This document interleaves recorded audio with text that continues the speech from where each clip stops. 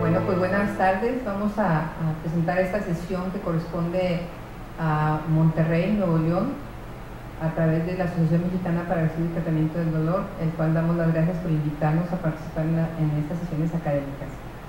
Bueno, pues vamos a comentar y compartir esta parte que es el manejo de dolor por cáncer. El cáncer, como todos lo sabemos, ocupa la segunda causa de muerte en México, el 12.7% de mortalidad general, y está entre 11.3 en los hombres y 14.5 en las mujeres. Series internacionales reportan el 80 al 90% de esos pacientes cursan con dolor en algún momento de su etapa de su enfermedad. Y el manejo farmacológico es considerada como el elemento básico de control para todo paciente oncológico. La Organización Mundial de la Salud expresa que 20 millones de personas hoy en este momento están viviendo con cáncer, y de los cuales 18 millones sufren por dolor. Entonces vemos que es un problema muy importante que se presenta en general en los pacientes que cursan con la enfermedad como el cáncer. La incidencia pues es de acuerdo a la patología, ya que esta enfermedad pues afecta tanto al hombre como a la mujer, y las tres causas principales de cáncer en la mujer pues el cáncer cervicouterino, el cáncer de mama y el cáncer principalmente de tubo esófago gástrico. Y en el hombre pues el cáncer de pulmón, el cáncer de próstata, y pues también se ha incrementado los tumores del sistema digestivo, principalmente de colon, de páncreas, de estómago. Entonces vemos que el cáncer está bastante alta la incidencia, y establece la Organización Mundial de la Salud que el cáncer podrá aumentar en un 50% hasta el 2020, o sea que es algo preocupante. Por lo que tenemos que tener en cuenta pues el manejo preventivo que se realiza a través de las diferentes instituciones de salud a nivel de medicina general, a nivel de hospitales generales de zona, y pues en forma muy importante tenemos que tomarlo en consideración. Por otro lado, pues tenemos un gran intervención de todo el personal de la salud, donde tenemos que tratar de trabajar e implementar estándares de manejo del dolor por cáncer a través de la Young Commission International, donde ellos establecen que realmente somos una gran cantidad de personal que interviene para tratar de cumplir con las gestiones tanto de la prevención, del manejo, y por lo tanto que la evolución y calidad de vida del paciente sea lo más satisfactoria. Dentro de los aspectos bioéticos pues nos establecen los derechos de los pacientes, que un paciente debe de recibir el manejo del dolor en cualquier momento de su enfermedad. Por otro lado, pues tenemos que tener en cuenta también cómo nos llegan nuestros pacientes a nuestras unidades para precisamente ser tratados en el dolor. Bueno, como lo vemos, las etapas del dolor, pues en las primeras etapas, principalmente en la 0 y en la 1, pues hay una curación casi de un 90% hasta el 100%, donde en estas etapas los pacientes no cursan con dolor. Realmente el paciente puede tener o no tener dolor.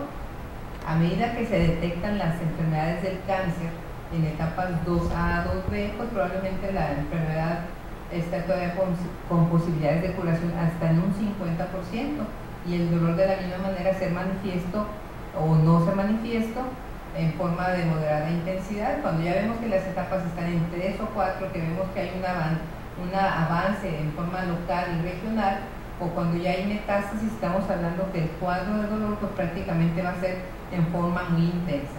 Y como ya lo mencionamos también, pues en el paciente en etapa terminal, cuando estamos viendo que este paciente ya tiene afectación a múltiples aparatos y sistemas, pues el cuadro doloroso va a ser muy severo, en un 80% de los casos. Entonces el síntoma de dolor es el principal que se manifiesta en algunos de los pacientes. De hecho, a veces es el único que permite diagnosticar a estas enfermedades como síntoma que se presenta antes de que se diagnostique en forma la enfermedad. Se establece que el dolor por cáncer pues está establecido de acuerdo a 4 puntos. El primero de ellos pues por la propia enfermedad. Sabemos que a medida que avance el cáncer, pues vamos a ir viendo que en un 60% la causa es derivada del crecimiento tumoral, ya sea por una invasión ósea, por una compresión o infiltración a nivel del sistema nervioso central o periférico, a través de una infiltración de víscera hueca o parénquima, a través de una infiltración o compresión vascular, a través de la propia inflamación, ulceración y necrosis de las mucosas. La segunda causa, basada en la etiología bonica, pues es derivado de los tratamientos, el tratamiento oncológico, llámese el dolor postquirúrgico, que puede quedar como secuela de alguna neuropatía, el dolor postquimioterapia, una neuropatía o mucositis, o el dolor por radioterapia como una mielopatía o neuropatía. Y esto, como lo vemos, es del 20 al 25% como causa de tratamiento. Por otro lado, pues vemos también que hay síndromes, los síndromes asociados al cáncer, que son los síndromes paraneoplásicos, que se pueden presentar en un 2 a un 10% de los casos, como es el dolor muscular a través de las polidermatomiositis, el dolor vascular a través de los embolismos, de las trombosis o de las tromboflebitis. También es importante mencionar que el manejo de este síntoma del dolor por cáncer pues tiene que ser encaminado a un manejo integral, no solamente el dolor por sí mismo. Hay otra clasificación también que nos marca que el paciente con dolor por cáncer, que lo establece el doctor Foley, es el dolor agudo secundario a la neoplasia, el dolor crónico por progresión tumoral, que es lo que mencionábamos previamente, el dolor crónico no maligno en el paciente oncológico, el dolor maligno en el paciente fármaco dependiente y el dolor maligno en paciente terminal. Bueno, pues de la misma manera, de acuerdo a estos diferentes tipos de dolor que se pueden presentar en el paciente con cáncer en algún momento y de acuerdo a los diferentes tratamientos o a la evolución, pues de la misma forma tiene que ser un manejo integral de la enfermedad y también del síndrome doloroso que es el que estamos mencionando. Tenemos que tener en cuenta que hay diferentes tipos de dolor. El dolor lo clasificamos de acuerdo a la Asociación Internacional para el Estudio y Tratamiento del Dolor en dolor nociceptivo y dolor neuropático. El dolor nociceptivo es aquel que es el somático y el visceral, y el cual el tratamiento está muy específico y va encaminado a través de la guía terapéutica, como es la escalera analgésica de la OMS, que nace a finales de los años 80. Por otro lado, el dolor neuropático, que es aquel que se afecta el sistema nervioso, tanto central como periférico, y que el tratamiento va encaminado a un manejo de la neuromodulación. Existe un tercer tipo de dolor, que es el dolor psicógeno, que es un dolor que va encaminado más a aspectos realmente emocionales, el paciente que cursa con problemas de ese tipo, con cuadros depresivos, y que su dolor es no totalmente bien establecido porque no hay un daño orgánico como tal. Entonces tenemos que tener en cuenta el tiempo de evolución del dolor. Basado en el tiempo, como ustedes ya saben, se divide en agudo y crónico. El agudo, que principalmente lo vemos en el dolor por cáncer en el paciente oncológico, cuando nos solicitan interconsultas o cuando nos piden precisamente el manejo en esa fase tan aguda y con un dolor intenso basado en la afectación que se está presentando en ese momento. De acuerdo a esa fisiología, pues ya mencionábamos los diferentes tipos de dolor, de acuerdo a la localización, ¿verdad? Tenemos pacientes que cursan con dolor óseo metastásico, con dolor neuropático, precisamente por la afectación a médula o al sistema nervioso central, y pues basado en la intensidad, que lo podemos dividir en leve, moderado, intenso o muy, muy intenso. También es importante mencionar que, de acuerdo a la etapa que ya mencionamos, vamos a tener la intensidad importante, una intensidad severa del dolor. Y vemos que los diferentes cuadros que es manifestado el dolor, pues son diferentes. El dolor por cáncer lo englobamos así como una terminología global o general, mas sin embargo, ya cuando vamos conociendo al paciente y vamos estableciendo el síndrome doloroso, pues vemos por lo tanto que vamos a tener diferentes síndromes dolorosos basados a la cirugía, como ya lo veíamos, a la afectación en forma loco-regional o a la afectación sistémica. Y aquí en esta tabla vemos los diferentes síndromes dolorosos, como es en pacientes que están posoperados, en este caso cuando hay una infiltración tumoral a un nervio periférico, cuando es una cirugía disección radical de cuello, un dolor post-mastectomía, un dolor post-toratotomía, un dolor post-nefrectomía y un síndrome de miembro fantasma por amputación de alguna de las extremidades. Y también vemos que a nivel central, a nivel del sistema nervioso central, podemos establecer diferentes síndromes dolorosos.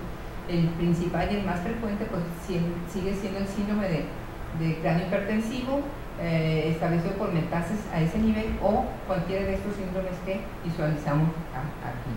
Y por lo tanto pues englobamos todos estos diferentes síndromes en dolor por cáncer. A veces lo mencionamos, ¿tiene dolor por cáncer? Sí, pero ¿qué está afectándose? ¿Cuál es el síndrome que tenemos que tratar y cómo lo vamos a tratar? Mucho porcentaje de este tipo de dolor, bueno, pues el paciente tiene un dolor mixto, no es un dolor nociceptivo, no es un dolor neuropático, es un dolor mixto que tenemos que encaminar con los dos tratamientos que nos recomiendan las diferentes asociaciones.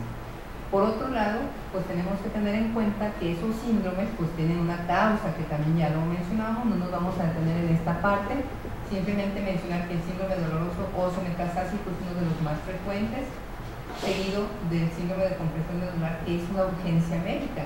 Y tenemos, pues como todos otros diferentes síndromes, como el síndrome de cráneo hipertensivo derivado de metástasis cerebrales, el síndrome de obstrucción intestinal, las diferentes plexopatías, las neuropatías periféricas, la glucositis, metástasis hepáticas y obstrucción de vena cava esplénica o renal. Entonces son algunos de los diferentes síndromes que se pueden englobar en el paciente con dolor por cáncer. También es importante mencionar que la evaluación del paciente es importantísima, porque si no llevamos a cabo una evaluación adecuada del paciente, pues definitivamente no vamos a conocer, no vamos a identificar el tipo de dolor, la localización del dolor, la intensidad del dolor y lo que acompaña al dolor, la manifestación como el hecho de levantarse que se incrementa el dolor, que estamos hablando de un dolor incidental, o el hecho que haya insomnio en el paciente por la presencia de dolor principalmente en forma nocturna, o la afectación en forma sistémica. Entonces estamos viendo que el dolor nos va a afectar la calidad de vida del paciente.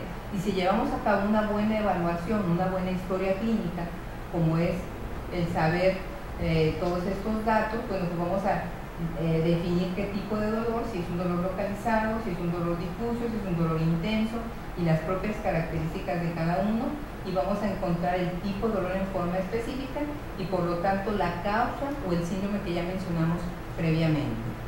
Por otro lado, pues esa evaluación tiene que ser en forma general. ¿Cuál es la temporalidad del dolor? ¿Cuál es la localización, la descripción, la intensidad? ¿Qué factores lo empeoran y qué factores lo ayudan a aliviarse? ¿Qué tratamientos ha recibido y qué efectos vamos a tener, por lo tanto, qué esperamos en el paciente? Entonces, tenemos que tener en cuenta que los diferentes tipos de dolor que puede cursar el paciente pueden ser todos a la vez, o uno de ellos, o un dolor mixto.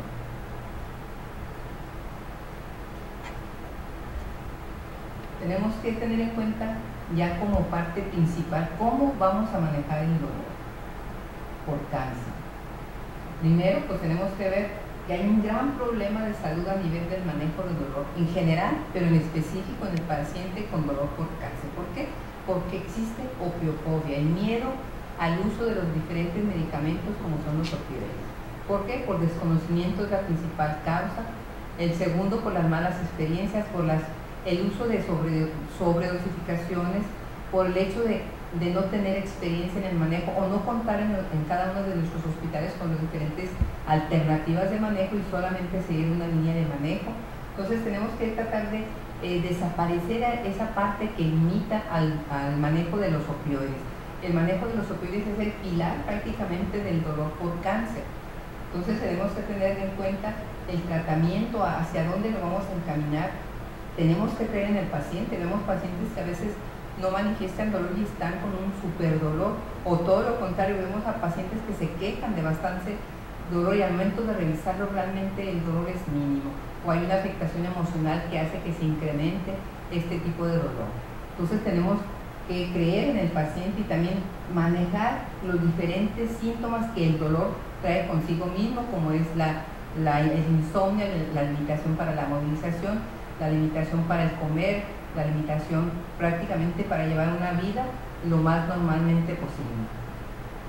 Entonces, recuerden que la persona a quien se le está tratando el dolor es un ser humano y a veces decimos, no, pues no creemos que tiene dolor, no creemos que está sufriendo dolor, entonces piensan que podríamos ser cualquiera de nosotros que estemos luchando con un tipo de dolor y tenemos que tenerlo en consideración. Por otro lado, pues también tenemos que pensar y recordar nuevamente que hay muchas publicaciones que nos hablan que los médicos, como dice aquí, tienen verdadera opiofobia. Hay que mejorar esa formación en los diferentes médicos que tratan el dolor de la parte de la primera atención. Aumentar el número de unidades especializadas y oficializar las que ya existen, que son algunas de las cuestiones que reclama en este caso la Sociedad Española de Dolor. Y aquí en México pues es igual, yo creo que todos hemos tenido en algún momento el temor al uso de estos diferentes fármacos precisamente porque los desconocemos, cómo es el comportamiento en las diferentes edades de los pacientes o en las diferentes patologías y en los diferentes, tanto en el sexo femenino como en el sexo masculino. Y aquí, como se menciona, el dolor puede y debe ser tratado, es una obligación ética y moral de todos los médicos que manejamos a los pacientes, indistintamente que seamos médicos que nos encaminamos al manejo del dolor. Y bueno, ya encaminando al tratamiento, debemos de establecer que el manejo del dolor pues va a estar establecido principalmente por dos grupos de medicamentos, los analgésicos antiinflamatorios no esteroideos y los analgésicos opioides.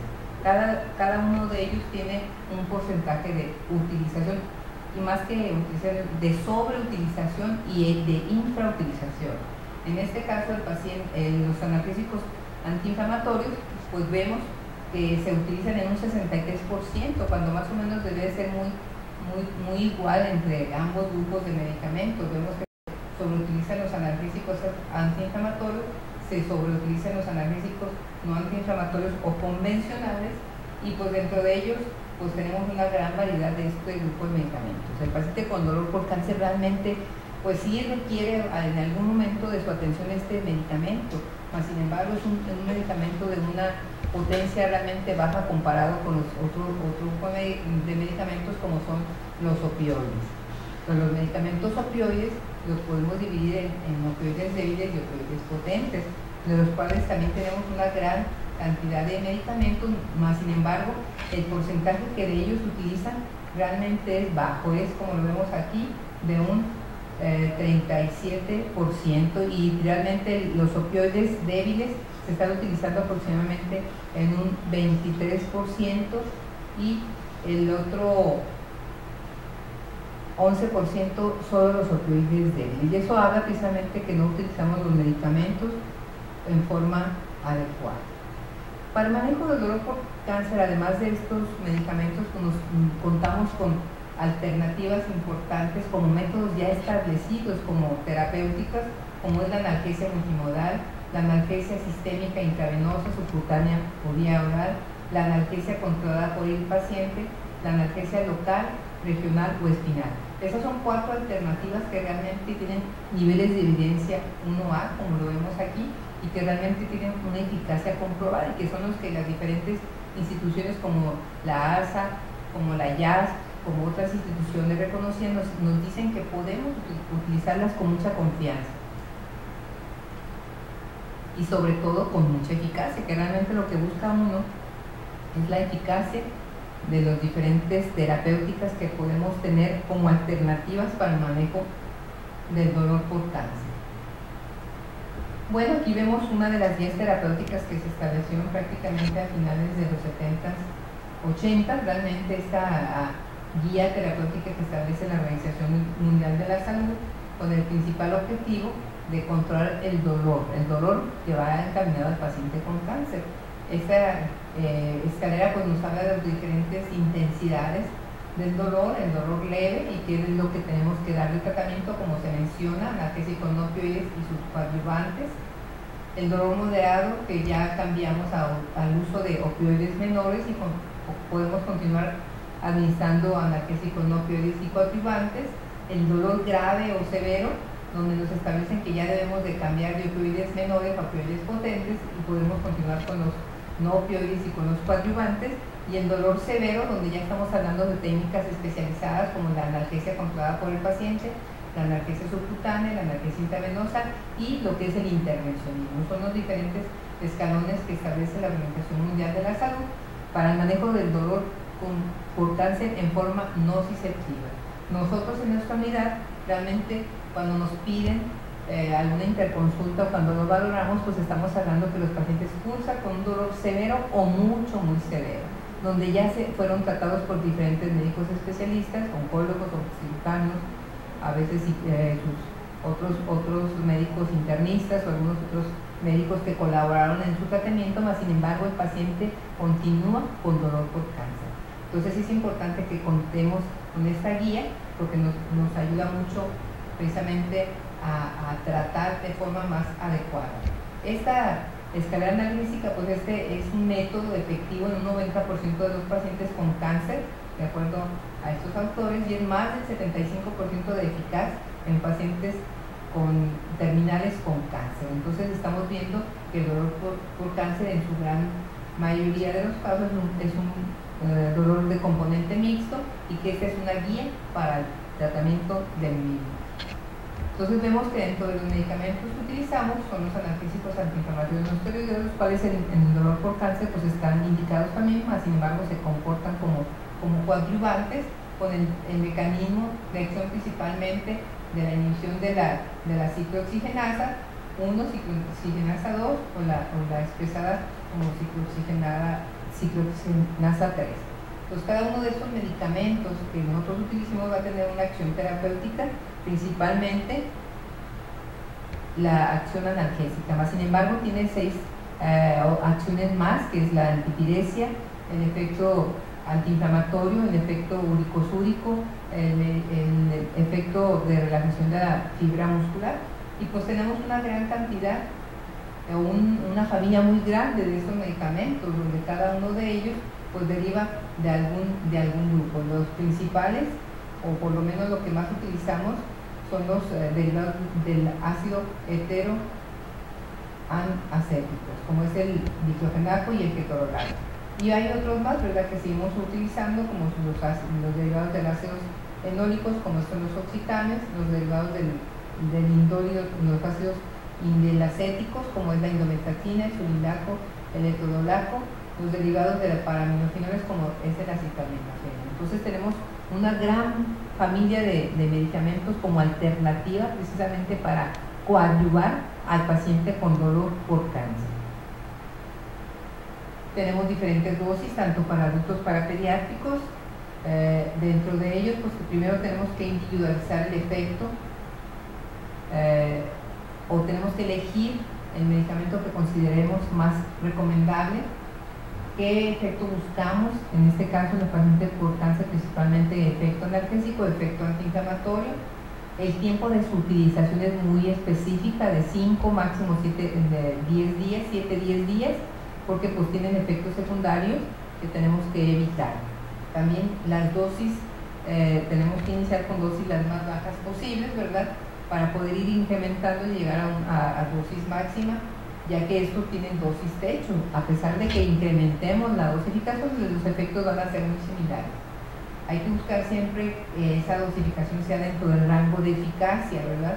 Una de las ventajas de estos medicamentos es que no crean dependencia. Sin embargo, pues también si los sobreutilizamos o los utilizamos por mucho tiempo, pues podemos tener sangrado de tubo digestivo, tener problemas renales, tener problemas vasculares, y pues eso llevar al paciente a efectos secundarios muy severos para el mismo, que de por sí el cáncer, si está en etapas avanzadas, pues vamos a ver que ya está alterado prácticamente todo su organismo de diferente forma. Tenemos otro grupo de medicamentos. Bueno, aquí muy importante mencionar que pues por el mismo mecanismo de acción, una de las reglas es evitar asociar 2 AINES. Aquí se tiene que utilizar solo uno y de acuerdo al tiempo establecido. Por otro lado, pues tenemos al grupo de medicamentos para el control del dolor por cáncer, como es el grupo de los opioides. Esto los vamos a dividir en 2 grandes grupos: los opioides débiles y los opioides fuertes o potentes. Los opioides débiles son prácticamente menos potentes que la morfina, Y esto estamos hablando que dentro de este grupo contamos con el tramadol, la codeína, el desoxiceno, la hidrocodeína, con una potencia menor, desde 10 a 13 veces menos potentes que la morfina. También contamos con el grupo de opioides potentes, que son precisamente, como su nombre lo menciona, más potentes que la morfina, y estos se utilizan para el dolor intenso, muy intenso, y aquí estamos viendo dentro de ellos a la buprenorfina, a la morfina, al fentanilo, la hidromorfona y otros más. Además que, de acuerdo a este grupo de medicamentos, los vamos a clasificar de acuerdo a su mecanismo de acción, en agonistas parciales, agonistas puros, agonistas antagonistas y antagonistas. Entonces, tenemos que elegir qué opioide vamos a utilizar de los grupos de los opioides puros o de los opioides con acción parcial. Este grupo de medicamentos también es importante mencionar que va a tener una dosificación, ¿verdad? Y nosotros vamos a elegir, si el dolor es dolor de moderada intensidad, pues este es el momento de indicar este grupo de fármacos. Son los opioides menores, ya mencionamos cuáles son los más utilizados. Aquí sí es muy importante, cuando el paciente llega con un dolor agudo de moderada intensidad, tenemos que tener en cuenta que la vía de administración, la más ideal, si el paciente llega con dolor moderado y que ya tomó vía oral y la respuesta no es la más adecuada, pues tenemos que buscar el opioide parenteral que pueda ayudar de una forma más rápida al control del dolor. El paciente, cuando llega con dolor intenso, bueno, pues es otro cuadro completamente diferente. Tenemos que tratarlo en forma más agresiva para ayudar a que ese dolor se pueda controlar. Entonces, bueno, aquí vemos que dentro de los medicamentos que contamos con presentación parenteral, realmente en México solo contamos con el tramadol, donde se cuenta con ampolletas de 100 miligramos, de 50 miligramos, y las asociaciones o combinaciones del tramadol en este caso con analgésicos antiinflamatorios. Tenemos también que tener en cuenta que, igual que los otros grupos de opioides, pues esos van a actuar uniéndose realmente a los diferentes receptores, principalmente al receptor mu, que realmente es el que nos va a ayudar y nos va a dar esa función principalmente del alivio del dolor, como es esa inhibición.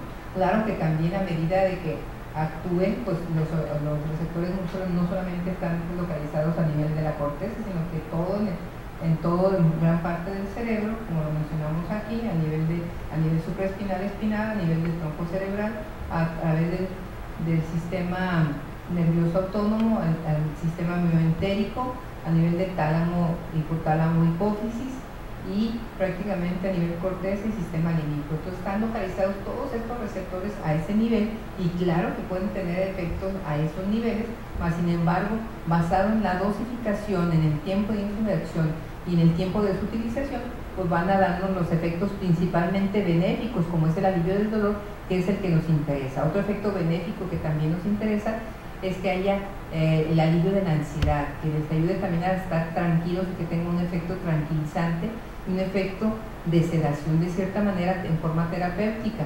Además que buscamos que el paciente que no ha dormido por ese dolor tan intenso, pues se ayude a descansar, a dormir a través del alivio del dolor. Es por ello que no solamente el alivio del dolor es el principal fin, sino también los que ya mencionamos. Bueno, estos son algunos de los medicamentos como opioides potentes.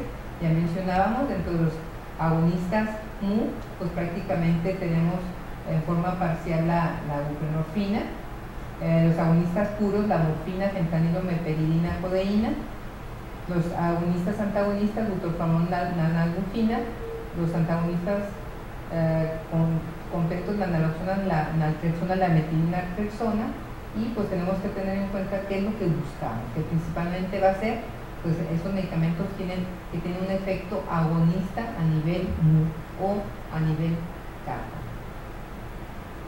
Bueno, pues dentro de las medidas también recomendábamos, como mencionamos en la escalera analgésica, está pues a través de la utilización del cuarto escalón, cuando estamos hablando que hay un dolor muy severo, pues opioides potentes en infusión continua. Y aquí vemos varias formas de tratarlo. Primero, además de en forma de infusión, a través de bloqueos centrales y periféricos, con la colocación precisamente de catéteres a nivel epidural o a nivel de plexos, utilizando pues la asociación de opioides, especialmente morfina, buprenorfina, el fentanilo, que son los tres medicamentos que nosotros con mayor frecuencia utilizamos, asociados o no a algún anestésico local, y con las diferentes formas de sistemas de administración, a través de un catéter subcutáneo, a través de un catéter epidural tunelizado con reservorio o con bomba externa, o a través de sistemas implantables. Entonces son diferentes métodos que nos pueden ayudar a controlar ese dolor intenso del paciente con dolor por cáncer. Tenemos diferentes esquemas de manejo. La Asociación Española, a través de los diferentes hospitales, principalmente el Hospital La Paz Infantil, que nos tocó la oportunidad de estar por ahí, bueno, pues se recomiendan diferentes métodos. Nosotros realmente lo que usamos es este esquema de buprenorfina con diferentes dosificaciones, empezando a 0.1 a 0.2 microgramos kilo minuto, o la infusión de fentanilo de la misma forma, con la utilización de 0.1, 0.2 hasta 0.3 microgramos kilo minuto, o la infusión de morfina con la iniciación de 0.2 a 0.3 o hasta 0.5 microgramos kilo minuto, asociando a otros medicamentos. Aquí, como vemos, esta preparación de morfina, estamos utilizando 1.5 miligramos por kilo en 24 horas, la cual vamos a diluir en 50 mililitros, y vamos a estar administrando la dosis de impregnación, su dosis de mantenimiento y su dosis de rescate, con un intervalo de bloqueo si es necesario, de acuerdo si es una infusión con una bomba PCA, que pues son los que tienen, las bombas de este tipo tienen mayores niveles de evidencia y con mayores efectos terapéuticos. Y bueno, pues aquí tenemos otras alternativas, como solo el uso de fentanilo asociado con metamizol, o el fentanilo asociado a alguna benzodiazepina, como es el midazolam o el diazepam. Entonces son algunos de los opioides potentes que utilizamos en forma de infusión intravenosa o epidural.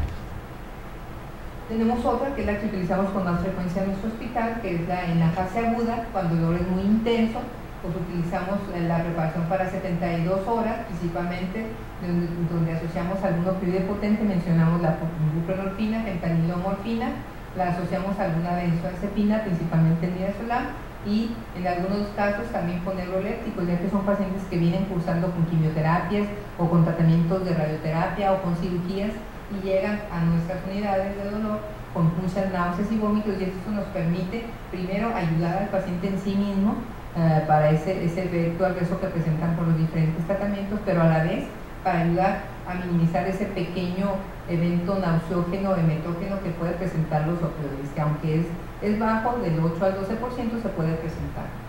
Estos son los ayudantes que con mayor frecuencia utilizamos en este tipo de infusiones. Estamos hablando de infusiones intravenosas, como es el midazolam, el flunitrazepam o el diazepam. Elegimos cualquiera de ellos. De primera instancia para nosotros, el midazolam. También en las fases agudas, principalmente en síndromes de vena cava superior, en síndrome de compresión medular, en síndrome de cráneo hipertensivo, pues utilizamos esteroides a dosis altas, hasta prácticamente 48 miligramos por 24 horas, o de acuerdo a kilogramos por kilo, 24 horas, de 100 hasta 500 microgramos en 24 horas. Utilizamos los adyuvantes también, como son los antiepilépticos, antidepresivos, anestésicos locales, principalmente para ayudar a ese dolor neuropático con el que cursa el paciente oncológico. Y pues también tenemos otra alternativa, como es la analgesia epidural. Entonces vemos que tenemos una gran variedad de alternativas, claro, principalmente enfocados a dos grupos de medicamentos, como son los analgésicos antiinflamatorios, a los opioides, pero también a estos otros grupos de medicamentos, como son las benzodiazepinas, los antiepilépticos y pues los anestésicos locales, que aunque no lo hemos mencionado mucho, porque realmente este tipo de medicamentos los vamos a englobar más al tratamiento de dolor neuropático. El tratamiento de dolor neuropático es otro tipo de dolor que tenemos que tratar en conjunto con el dolor nociceptivo por el que cursa el paciente oncológico. Y aquí vemos que el tratamiento del tipo de dolor, como debe de ser. Si tenemos un dolor nociceptivo, llámese somático visceral, pues el tratamiento de elección, como ya lo mencionaba, son los analgésicos antiinflamatorios no esteroideos. Si el dolor es también nociceptivo Como tal, pues podemos utilizar opioides, ya que parte de su mecanismo de acción es también a nivel periférico. Si tenemos un dolor visceral, principalmente el tratamiento del dolor va a ser encaminado a los antiespasmódicos, encaminándose a los AINES principalmente. Si el paciente cursa con un dolor mixto, que ya estamos hablando que además de cursar con un dolor no disruptivo, cursa con un dolor neuropático, pues tenemos que dar el tratamiento neuromodulador, como yo lo mencionaba al inicio, a través de los neuromoduladores, que es específico para el dolor neuropático, y aquí dentro de los grupos con los que tenemos o dentro de la escalera analgésica para el dolor neuropático, bueno, la primera línea es el manejo a través de los antidepresivos tricíclicos, los inhibidores selectivos de la captación de la serotonina y noradrenalina, y además los anestésicos locales, principalmente la lidocaína en forma tópica. La segunda línea de tratamiento para el dolor neuropático, como aquí lo menciona, es los opioides, y dentro de ellos está la oxicodona y el tramadol, aunque aquí no esté mencionado. Y por último, la tercera línea del manejo del dolor neuropático son el uso de los antidepresivos, antiepilépticos, los antagonistas NMDA, la capsaicina tópica y los cannabinoides. Prácticamente es el esquema de manejo que debemos de seguir, basado en los diferentes factores del manejo del dolor neuropático. Entonces, como hemos visto, pues hemos repasado prácticamente las causas de dolor, los diferentes tipos de dolor, los 2 o 3 esquemas de manejo que debemos de encaminar al paciente con dolor por cáncer, ya que pues es un paciente que lo vamos a ver con mucha frecuencia, ya que precisamente el dolor por cáncer es la segunda causa de atención a nivel de los diferentes hospitales. El cáncer, como ya lo hemos mencionado en primera instancia, es la segunda causa de mortalidad aquí en nuestro país, en México. Y en el mundo, bueno, pues ya ha cambiado, mas sin embargo se menciona que pudiera ocupar la primera causa de atención de una persona, el cáncer como tal. Y bueno, también nos establece la Organización Mundial de la Salud, pues que tenemos que tener flexibilidad y tener este aspecto para el control del dolor por cáncer, ya que es la principal clave. Entonces nos menciona que tenemos que preguntar regularmente al paciente sobre el dolor, tenemos que evaluarlo en forma sistemática y valorar también los síntomas relacionados al dolor mediante el uso de instrumentos cortos, principalmente, pues como todo, instrumentos multidimensionales como la escala de McGill o otro tipo de escalas. Tenemos que también identificar los síntomas que más le molestan al paciente y los que son graves, y también los que no son los más graves. En ocasiones a veces el paciente no tanto es el dolor, sino es el no poder comer, el no poder moverse porque cursan con dolor, que se está limitando su calidad de vida. Por otro lado, tenemos que creer en el paciente y en su familia sobre el dolor y lo que lo puede beneficiar. Tenemos que escoger las mejores opciones para el paciente. Cada paciente es diferente, cada uno de ellos va a tener una respuesta diferente al tratamiento y por lo tanto tenemos que individualizar. Por otro lado, tenemos que proporcionar las intervenciones en forma oportuna, lógica y coordinada. Oportuna quiere decir, si el paciente acude a nuestro consultorio por dolor severo, pues tenemos que empezar a manejar desde que acude con nosotros ese dolor intenso con opioides potentes. No tenemos que seguir la escalera como nos la mencionan. Hay muchos autores que mencionan que esa escalera puede ser en ascensor, del tercer escalón bajar al segundo, del segundo subir al tercero. Entonces sí tenemos que tener en cuenta qué es lo que puede beneficiar al paciente en forma coordinada y en forma lógica, como lo estamos mencionando. También tenemos que otorgar a los pacientes y a sus familias el poder de participación, que puedan opinar qué les ayuda más, qué les desayuda, qué es lo que pueden beneficiar al momento de salir fuera de la ciudad con un tratamiento bien encaminado, y que permita que los pacientes controlen en su propio curso, ¿verdad?, el dolor en lo más posible, a través, como todo, coordinado con nosotros, comunidad de dolor. Y bueno, son los puntos que la Organización Mundial de la Salud establece para ayudar más al paciente. Y por otro lado, pues tenemos que buscar esa ventana terapéutica. Ya mencionábamos los diferentes tratamientos, pero tenemos que tener el esquema bien establecido. Tenemos que buscar una analgesia, tenemos que ayudar al paciente que esté tranquilo, que tenga una suave sedación, pero a la vez que esté consciente, que minimicemos los mínimos, ahora sí que los eventos adversos. Entonces tenemos que llegar a esta ventana terapéutica basada en el tiempo en el que administremos el medicamento y basado en nivel sérico del opioide. Si yo administro un medicamento en forma oral y mi paciente está con un dolor intenso, pues definitivamente se tiene que esperar de 1 a 2 horas o un poco más para que el alivio del dolor sea más manifiesto.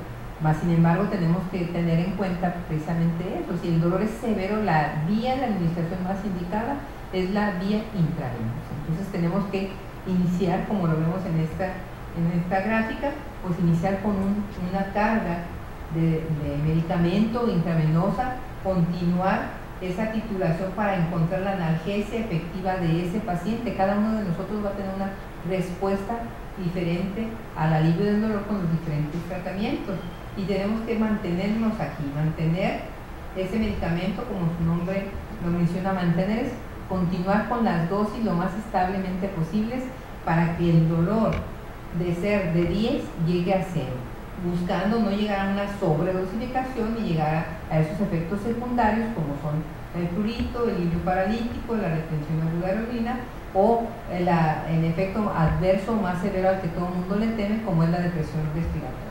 También tenemos que no infradosificar el tratamiento y no continuar con el dolor, porque realmente entonces no estamos buscando nuestro principal objetivo, que es el control del dolor, con esa ventana terapéutica que nos recomienda a través de una dosis de carga, una dosis de titulación y una dosis de mantenimiento. Y tampoco olvidar la dosis de rescate. El paciente puede tener un dolor incidental al momento de levantarse, tener manifestaciones de dolor y pues no tratarlo y continuar con el dolor. Entonces tenemos que buscar, por lo tanto, esos 4 puntos importantes para un adecuado control del dolor.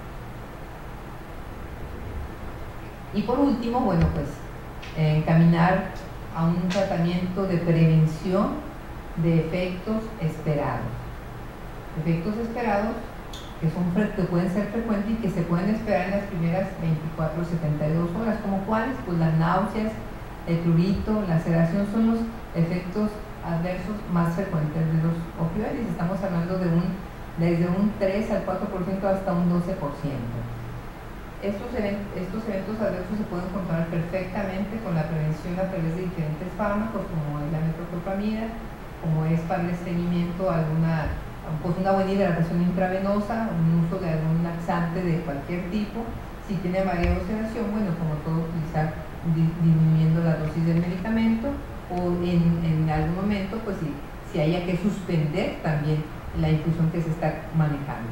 Por otro lado, pues no solamente la sedación, náuseas es frecuente, también podemos ver que aunque menos frecuente, pues es el estreñimiento. Lo vemos con mayor frecuencia en paciente que está incapacitado en cama, que ya de por sí ya cursa con él desde antes de nosotros valorarlo, pero tenemos que tenerlo como una de nuestras preguntas, porque si el paciente ya cursa con un estreñimiento crónico, bueno, pues nosotros tenemos que prevenir antes de iniciar con los opioides y ajustar esa dosificación para que ese intestino se mueva en forma o se movilice en forma adecuada y no haya un hilio intestinal o como toda una suboclusión por no movilizarse en forma mecánica el intestino. Y bueno, pues ya mencionamos también que tenemos que tener en cuenta que además de esos eventos adversos frecuentes, pues podemos también tratar los eventos infrecuentes. ¿Cuáles son los infrecuentes? Realmente la depresión respiratoria. De acuerdo a la literatura, mencionan que se puede presentar ni siquiera una depresión, una bradimia de 1 cada 13,000 pacientes que reciben este tipo de tratamiento. Entonces, tenemos que también tener en cuenta, porque aunque no es frecuente, pues sí tenerlo en la mente, ¿verdad? Que se puede presentar cuando estamos utilizando alguna dosis más alta, cuando la persona ya tiene algún evento neurológico y que puede pues asociarse ya a la administración de este grupo de medicamentos. Entonces, estos medicamentos tienen eventos adversos, pero realmente son controlables en el 100% de los casos. Y por otro lado, pues tenemos que buscar ya como fin último en el buen control del dolor, pues una mejoría en su calidad de vida. Y aquí estamos viendo que al controlar en forma adecuada el dolor, que es el principal síntoma que aqueja o afecta o que incomoda o que deprime al paciente, que limita al paciente en su calidad de vida, pues es el dolor. Pero también tenemos que buscar un control total de los eventos adversos del propio dolor, de los eventos adversos de los propios tratamientos que está realizando, buscando apoyar en forma emocional al paciente, que haya una buena comunicación precisamente para que haya flexibilidad, como lo establece la voz, para un mejor control, buscar siempre las estrategias terapéuticas más flexibles para el paciente, buscar que el trabajo en equipo sea tanto del paciente, la enfermera y el médico, y buscar también que haya más difusión a través del conocimiento de los opioides, que todavía se encuentra, como mencionamos previamente, mucha opiopatía. Y pues como todo, buscar un buen y adecuado control del dolor a través del trabajo en equipo con el paciente.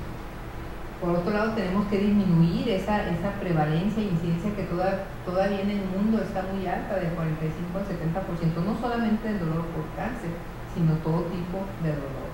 En México nuestra prevalencia e incidencia es del 55 al 75%, y como vemos aquí, pues hay que trabajar en equipo, hay que conjuntarnos con los diferentes médicos especialistas que en conjunto vamos a tratar al paciente con cáncer, llámese que cursen en ese momento y que nos soliciten nuestro apoyo a través del manejo del dolor por cáncer o cualquier tipo de especialista. Buscar siempre mejorar la calidad y los diferentes cuadros molestos para el paciente.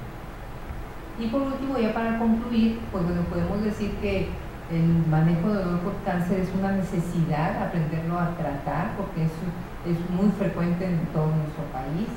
Tenemos que informar a los diferentes pacientes las alternativas que contamos para poder elegir en ese tipo de paciente en forma especial, individualizarlo por lo tanto, y que la evolución sea lo más satisfactoriamente posible hacia la mejoría. Que los diferentes síntomas del paciente con cáncer también se pueden incrementar. Si es un paciente que está cursando en una etapa terminal, pues los síntomas, como el propio dolor, va a ser progresivo y cada vez pueden ser más graves. Entonces tenemos que buscar estabilizarlos de la forma más breve posible. Y por último, pues retomar esa parte humana de la medicina.